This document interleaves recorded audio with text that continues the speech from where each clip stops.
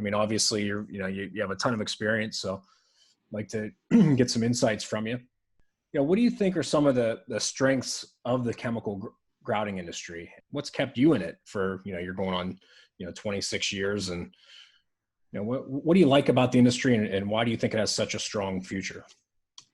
Well, I like the industry because it's challenging. No job it typically is the same. You have to be quick on your toes.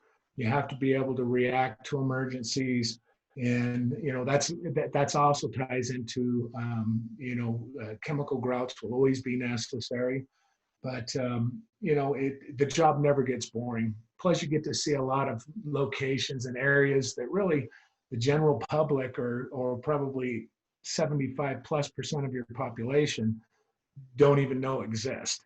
So it's exciting to get out there and be a solution provider.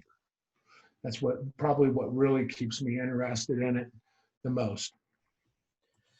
Yeah, I'd agree with you. Actually, that's a good point. That the places that the chemical grouting industry takes you is just unbelievable. Walking the gallery of a dam or something like that. It's a place you would never, otherwise never know existed. And there's some really interesting projects out there.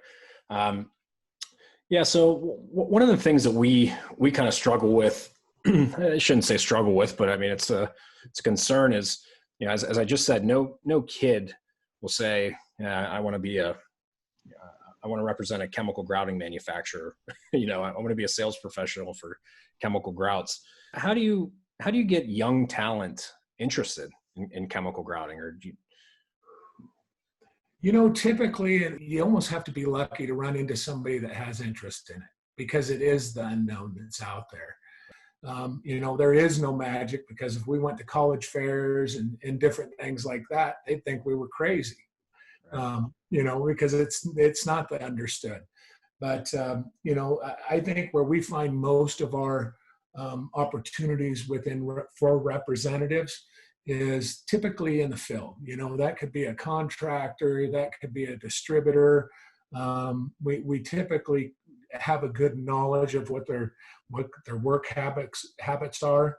And really they have some fairly decent knowledge of the chemical grouts, because if you take a distributor salesman, for instance, you might find a guy that's selling a ton within one location and there's 5 salesmen.